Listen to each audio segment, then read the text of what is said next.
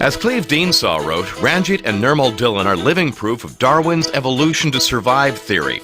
Old Charlie would have been proud of how they survived and thrived the only way small players can in the bruising, big-man world of lacrosse, namely, with blinding speed. Lacrosse is survival of the biggest, fittest, and fastest, and the Dhillons' electrifying speed thrilled a generation of lacrosse fans. The two Dhillon brothers began playing lacrosse in Doug Fletcher's thriving minor lacrosse program when all their friends started to play. In the mid-1950s, Doug put them on a youth team of mostly East Indian players and named it Punjab United. They'd all go down to Stevenson Park and shoot around through the summers from morning till night every day. They were there every waking hour until their mothers would have to come down and drag them home for supper. However, when the box was wet, they had to turn to other athletic activities, and at Vic High they both played for the 1961-62 Howard Russell Cup winning rugby side. They also played on the school's Colonist Cup winning soccer team. Ranjit signed on to the Vic West men's soccer team and continued his cup winning year with a Jackson Cup triumph. He remained with the West through a solid dozen seasons that included winning the Pacific Coast League title and also 4 more Jackson Cups. Their first lacrosse coach was Jack Bionda, and the team, led by the Dhillons, won some provincial championships over the years. Then, near the end of the 1962 season, they were called up from the juvenile ranks to play for the Junior Shamrocks in their run for the Minto Cup. After collecting all of the BC silverware, the Rocks, coached by Tom Druce and Ron Jay, hosted Victoria's first ever National Junior Lacrosse Championships. Along with goal-getter Bill Monroe and shot-blocking Norm Nessman, the Dhillons were the show. The bruising visiting Brampton Excelsiors, who had won the fight-filled first game, had the series tied 2-2 before being stunned by the brothers' quickness and up-the-floor dashes. Victoria demolished them with 2 20-goal games to win the Minto Cup. After collecting all the Western silverware again in 1963, you couldn't find anyone who would bet against Victoria winning the title again, but they lost in Oshawa to the Green Gaels.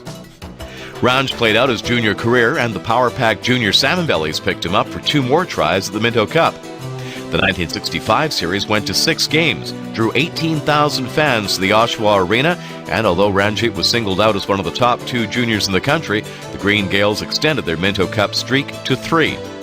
At 160 pounds, there was some doubt that he would survive in Senior A play once his starry junior days ended. And he not only survived, he revived the woeful Shamrocks, who had only 1 winning season since their Man Cup year of 1957. Ranjit led the Rocks in scoring in 1966 and was named the league's Rookie of the Year. In his sophomore season, he was the league's top scorer and MVP when he, Barry Forbes shot blocking, and a handful of veterans led the team to a second-place finish and the final round of the playoffs. In his 3rd term, lacrosse turned pro. He accounted for a career-high 116 points, but after losing 16 away games, the team slipped back to spend the next 5 years in the cellar. It was a frustrating time for both brothers as they contributed mightily with never enough supporting teammates to turn things around. Their speed and agility made them targets, and certainly their size didn't deter the opposition. Can you find number 5? During the 1960s and early 70s, it was the Dhillon brothers who kept the struggling Shamrocks in the league. With Ranj leading the team scoring for 5 of his first 6 seasons, they kept taking their knocks and producing, although their accomplishments would have been even greater with more support. That arrived in 1972, when Ivan Thompson suited up for the Shamrocks and partnered with Ranjit to lead them out of the doldrums and on to the 1979 Man Cup Championship. The start of that uphill struggle with a second wave of local players saw Ranjit finish 2nd in team scoring behind Ivan, named League All-Star and winner of the Maitland Sportsmanship Award.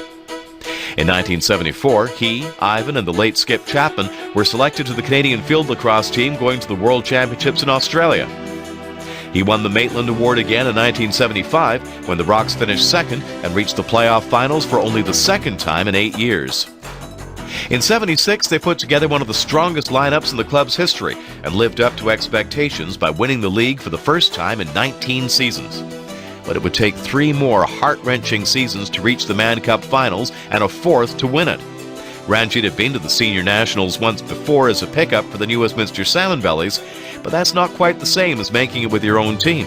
And so his fabled career ended with a fitting finale when he bowed out in 1979 after the Shamrocks won their first Man Cup national title in 22 years. After a brilliant 14-year career in the Western Lacrosse Association, the Shamrocks retired his number 5 jersey.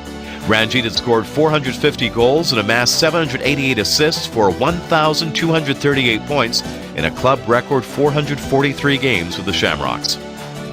He ended his career with almost universal recognition as one of the best players ever to play the game, and he was acclaimed for his achievements by being inducted into the Canadian Lacrosse Hall of Fame.